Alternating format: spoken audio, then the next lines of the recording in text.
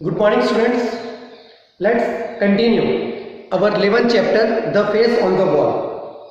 In previous video, we have seen at last the narrator received a card from the man.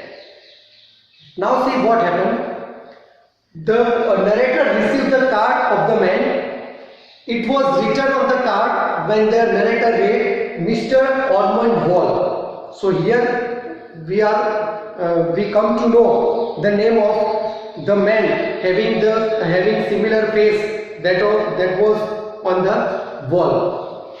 Mr. Ormond Wall at Pittsburgh, USA. So on the card his name and address were mentioned. After reading the address or after reading the card, the little man tried to find out more about Mr. Ormond Wall, but all in vain. When the narrator came to know about the man that his name Mr. Ormond Wall lives in Pittsburgh in USA, then he tried to find out more about Mr. Ormond Wall using various sources, but all in vain. He was not able to find out more about Mr. Ormond Wall. Time passed by. The face on the wall, it became gloomy for the narrator, but it remained a mystery. That a patch on the wall of London,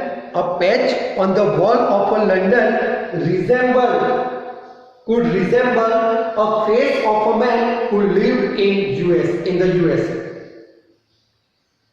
For the narrator, it remained a mystery that a patch on the wall of a house in London could resemble a face of man who lived in the US.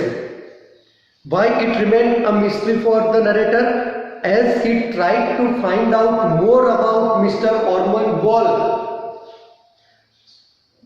from various sources, but he was not able to find out more. One fine morning, the little man woke up and saw that the face on the wall had faded. On one fine morning, when the little man woke up, he observed that the face on the wall had faded. And it was the amazing moment. It was, we can say, shocking. It was surprising, as the narrator observed that the face was clear previous evening. It was bright and clear the previous evening, and that is why the narrator, he was confused. He was perplexed. He was puzzled. When he woke up that time, he observed that the face on the wall had faded. After that, the narrator, he was confused. He was perplexed. He was puzzled, because previous evening, the face on the wall, it was bright and clear. Then how in a night it changed and it had faded? So that made the narrator confused. Now, as a routine or as a daily activity, the narrator browsed the daily, and the headlines of the newspaper say, Mr. Ormond Wall, a millionaire in the USA, had met with a motor accident in Italy the previous night. His condition was critical. As a routine, when the narrator read the newspaper, the headlines was Mr. Ormond Wall, a millionaire in the USA, had met with a motor accident in Italy in the previous night, and his condition was critical.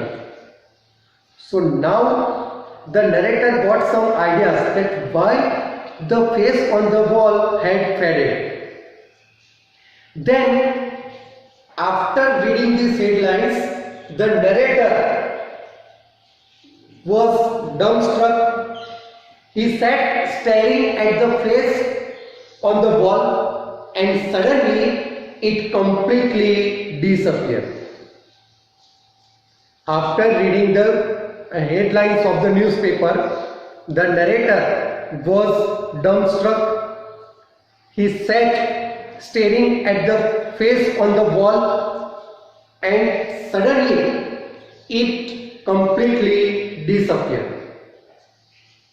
Later on, the narrator found that at this moment, when the face on the wall disappeared, at that moment, Mr. Ormond Wald had died of his injuries.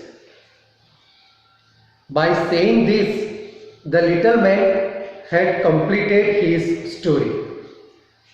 Students, after what happened, now this is the whole story narrated by the little man in front of the people at Dabney. After that, what happened?